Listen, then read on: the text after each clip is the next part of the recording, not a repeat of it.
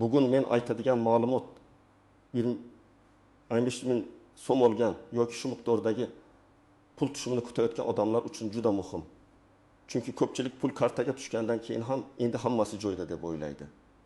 Lekin amalda ayrim holatlarda qo'shimcha tekshiruv, hujjat, qayta ariza yoki hisob kitob masalasi chiqib qolishi mumkin. Ayniqsa nafaqa, moddiy yordam, bolalar puli, kompensatsiya, kredit yoki tashkilot tomonidan berilgan bir martalik to'lov bo'yicha 1.500.000 so'm olganlar bu gaplarni diqqat bilan eshitish kerak. Men sizga oddiy tilda tushuntiraman. Avval qanday edi? Hozir nima o'zgargan bo'lishi mumkin? Kim xavotir olish kerak? Kim bemalol kutsa bo'ladi? Qanday xatolar pulni kechiktiradi va eng muhimi, hozir siz nima qilishingiz kerak? Videoni oxirigacha ko'ring. Chunki bitta kichik xato tufayli odamlar qayta hisob kitobdan, qo'shimcha to'lovdan yoki keyingi oy pul tushmasligidan bexabar qolib ketadi. Hozir kanalga obuna bo'ling, like bosing. Chunki men bunday xabarlarni oddiy odam tushunadigan qilib, hujjat va amaliy qadamlar bilan tushuntirib boraman. Avval ko'pchilik uchun vaziyat ancha sodda ko'rinardi. Ariza topshiriladi. Mahalla yoki tegishli tashkilot ma'lumotlarini ko'rib chiqadi. Keyin pul tasdiqlansa, kartaga tushadi. Odamlar ham shunga o'rganib qolgan. Karta xabar berdi, demak pul keldi, demak masala yopildi. Lekin hozirgi tartiblarda ayniqsa ijtimoiy to'lovlar, bolalar nafaqasi, moddiy yordam, subsidiyalar va kompensatsiya pullarda ma'lumotlar ko'proq elektron bazalar orqali solishtiriladi. Bu degani faqat arizadagi gap emas, balki oiladagi daromad, mol-mulk, ish joyi, pensiya, aliment, rasmiy maosh, avtomobil, uy-joy, bank kartalaridagi ayrim tushumlar ham tekshiruvga sabab bo'lishi mumkin. 1.500.000 so'm olganlar uchun syurpriz deganda odamlar darrov qo'rqib ketmasin. Bu har doim yomon xabar degani emas.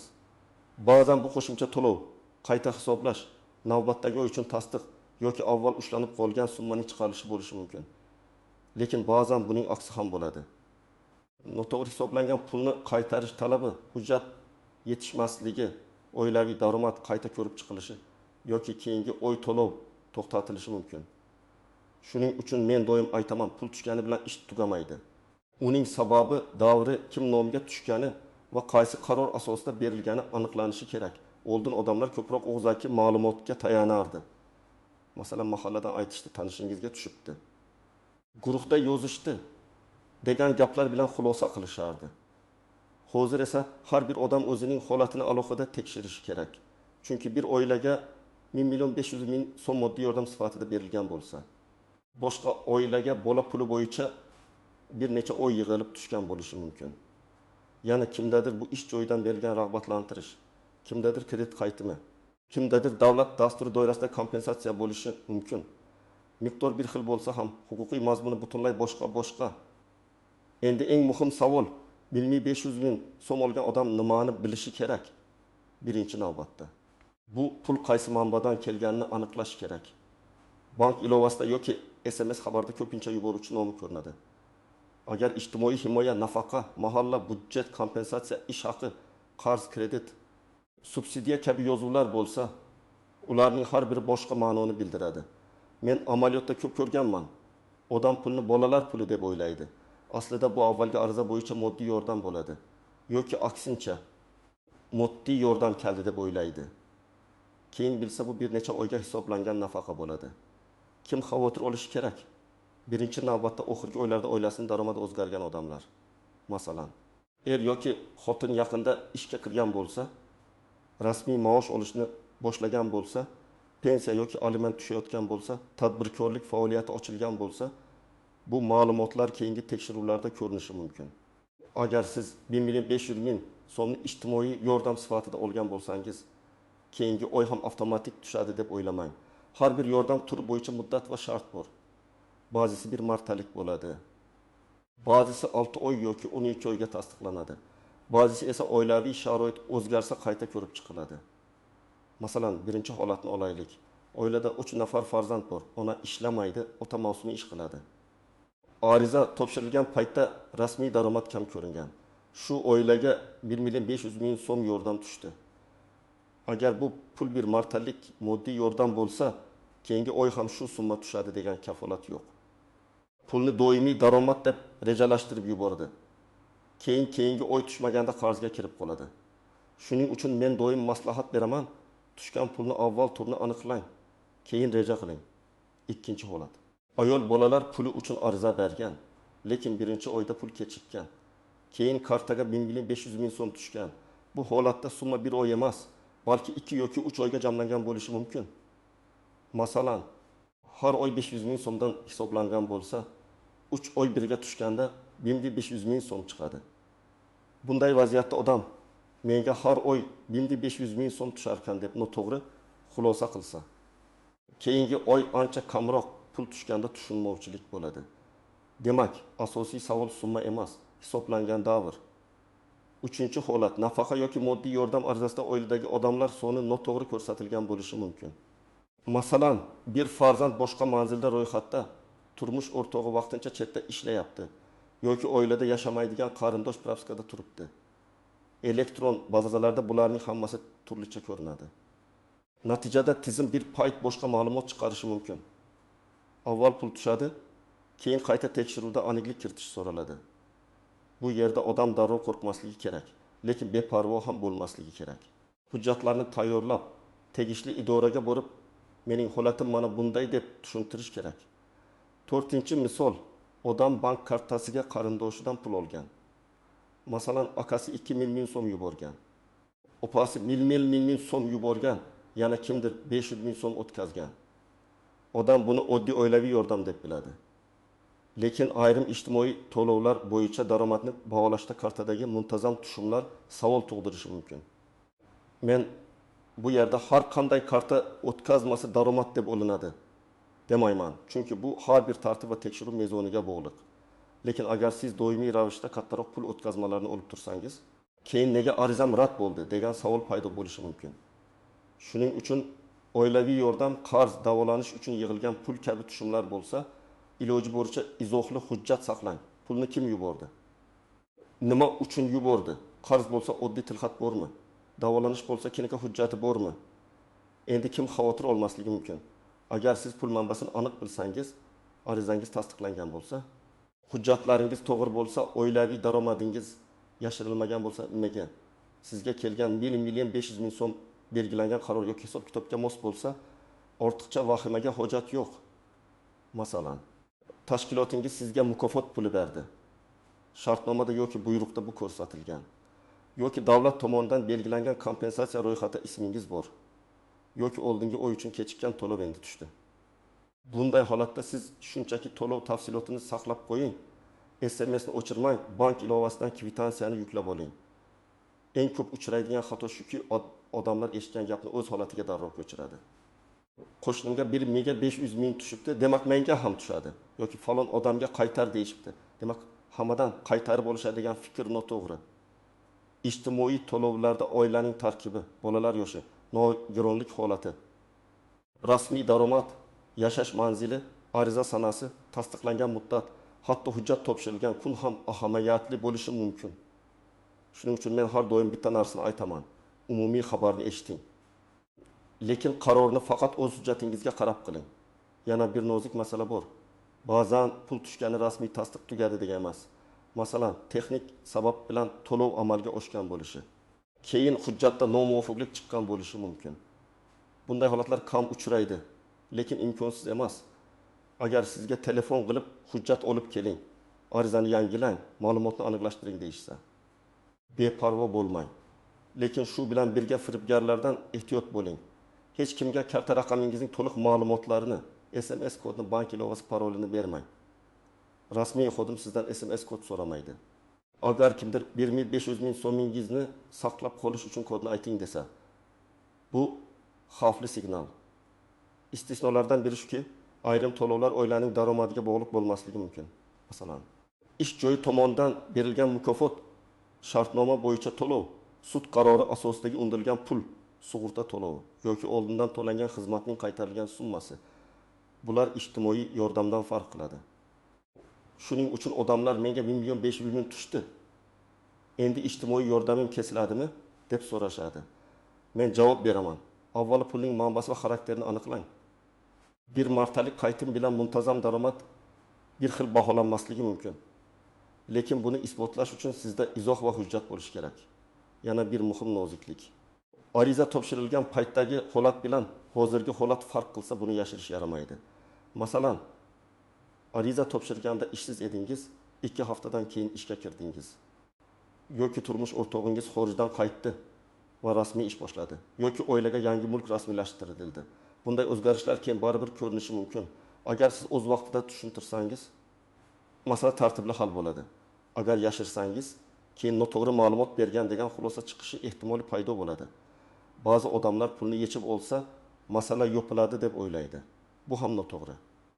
Pul kartadan yechilgan bo'lsa ham bank operatsiyasi tarixi qoladi. To'lovning kimdan kelgani, qachon kelgani, qaysi karta orqali o'tgani ko'rinadi. Agar keyin aniqlashtirish bo'lsa, men yechib bo'ldim degan gap hujjat o'rnini bosmaydi. Shuning uchun pul tushgan kuni bank ilovasidan chek yoki kvitansiyani saqlab qo'yish foydali. Agar ilovada yuklab olish imkoni bo'lsa, PDF yoki screenshot qilib qo'ying. Lekin screenshotni begonalarga yubormang. Unda shaxsiy ma'lumotlar bo'lishi mumkin. Yana bir keng tarqalgan muammo. Karta egasi bilan to'lov oluvchi shaxs bir xil emas. Masalan, pul onaning nomiga tasdiqlangan. Lekin karta boshqa odamniki yoki qarindoshning kartasiga tushirilgan. Hozir ko'p tizimlarda to'lov egasi va bank hisob egasi mos kelishi talab qilinadi. Agar mos kelmasa, to'lov kechikishi, qaytishi yoki aniqlashtirish so'ralishi mumkin. Ayniqsa bolalar puli, moddiy yordam va boshqa ijtimoiy to'lovlarda karta kimning nomida ekanini tekshirib qo'ying. Karta muddati tugagan bo'lsa, bloklangan bo'lsa, hisob yopilgan bo'lsa, pul tushmay qolishi mumkin. Odam esa meni ro'yxatdan chiqarib yuborishdi deb o'ylaydi. Aslida muammo bank hisobida bo'ladi. Endi eng kerakli qism, hozir nima qilish kerak? Birinchi qadam. Bank ilovangizga kiring va 1500 ming so'm qaysi manbadan kelganini ko'ring. To'lov izohini o'qing. Agar izoh tushunarsiz bo'lsa, bankka qo'ng'iroq qilib, kirim operatsiyasi bo'yicha yuboruvchi tashkilot nomini so'rang. Bank har doim to'lovning mazmunini to'liq tushuntirib bermasligi mumkin. Lekin yuboruvchi nomi va sanasizga keyingi qadam uchun kerak bo'ladi. Ikkinchi qadam, ariza topshirgan joyingizni aniqlang. Agar siz ijtimoiy yordam, bolalar nafaqasi yoki moddiy yordam uchun mahalla, ijtimoiy himoya organi yoki davlat xizmatlari orqali murojaat qilgan bo'lsangiz, aynan o'sha yo'nalish bo'yicha ma'lumot oling. Menga pul tushdi. Bu qaysi oylar uchun? deb so'rang. Juda aniq savol bering. Bu bir martalikmi yoki davomiy to'lovmi? Qaysi davr uchun hisoblangan? Keyingi to'lov sanasi qachon? Qayta ariza kerakmi? Hujjat yangilash kerakmi? 3-qadam. Hujjatlarni tartibga keltiring. Men tavsiya qiladigan asosiy hujjatlar: pasport yoki ID karta, bolalarning tug'ilganlik guvohnomasi, nikoh yoki ajrim hujjati bo'lsa shular, oilaviy tarkibga oid ma'lumot. Bank kartasi rekvizitlari, ariza topshirilganligini tasdiqlovchi ma'lumot, daromad haqida ma'lumotnoma, ish joyidan ma'lumotnoma, nogironlik bo'lsa tegishli hujjat, aliment bo'lsa sud qarori yoki ijro hujjati. Ijarada yashasangiz ijara shartnomasi, davolanish xarajatlari bo'lsa tibbiy hujjatlar. Hamma odamga ham bularning hammasi kerak emas, lekin o'z holatingizga tegishlisini tayyorlab qo'ysangiz, navbat kutib yurganda vaqt yo'qotmaysiz. 4-qadam, agar sizga pul noto'g'ri tushgandek tuyulsa, uni darrov sarflab yubormang. Masalan, siz hech qanday ariza bermagansiz, hech qanday tashkilotdan pul kutmagansiz, lekin birdan 1.500 ming so'm tushdi. Bunday vaziyatda men ehtiyot bo'lishni maslahat beraman. Bankdan ma'lumot oling, yuboruvchi tashkilotni aniqlang, rasmiy tushuntirish so'rang. Agar haqiqatan ham noto'g'ri o'tkazma bo'lsa, keyin qaytarish masalasi chiqishi mumkin. Pulni sarflab yuborsangiz, keyin o'zingiz qiynalasiz. 5-qadam, agar sizga to'lovingiz to'xtaydi yoki qaytarishingiz kerak deyishsa, og'zaki gap bilan cheklanib qolmang. Rasmiy asos so'rang. Qaysi qaror, qaysi bank, qaysi sabab siz ariza yozib, yozma javob so'rashingiz mumkin. Arizada shunday mazmunda yozasiz: mening nomimga tushgan 1500 ming so'm to'lovning turi, hisoblangan davri va keyingi to'lov tartibi haqida yozma ma'lumot berishingizni so'rayman. Agar qaytarish talabi bo'lsa, qaytarilishi lozim deb hisoblangan summa qaysi asosda va qaysi hisob-kitob bo'yicha aniqlanganini ko'rsatib berishingizni so'rayman deb yozing. Bu janjal qilish degani emas, bu o'z huquqingizni tartibli himoya qilish degani. 6-qadam, firibgarlardan himoyalaning. Hozir odamlar pul tushganini eshitgan zoti turli telefon qo'ng'iroqlari, Telegram xabarlari, soxta havolalar paydo bo'lishi mumkin. Pulni tasdiqlash uchun havolaga kiring. Karta blok bo'lmasligi uchun kodni ayting. Qo'shimcha 1.500 million olish uchun ro'yxatdan o'ting degan xabarlar juda xavfli. Rasmiy xizmatlar sizdan bank ilovasi parolini, SMS kodni, PIN kodni so'ramaydi.